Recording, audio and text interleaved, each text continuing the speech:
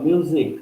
So all these things are intellectual outcomes. And if these outcomes has got some value, then we say that it is intellectual property. Okay, so I'll give example. This is very interesting.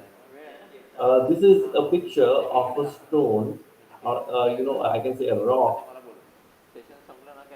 The life of this rock, which is a tool actually, is 2 million years. Means 20 lakhs years ago, this was made by human. You can imagine, Paleolithic age and what kind of state human had. This we have found in Savannah.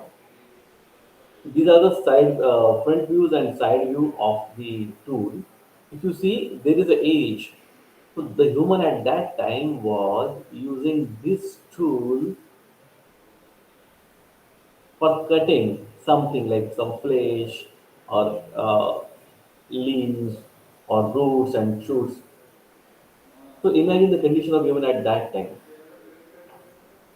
This is not naturally occurring tool. What did the human do is that in his brain, in his mental paradigm, he thought that he needed something which can be used to cut. And he saw these pieces of rocks around, and he created an edge on it by rubbing it, by finishing it with the help of other rocks. So, this tool was not naturally occurring, but the human created by applying its brain. So it's a creation of intellectual ability of human. So this is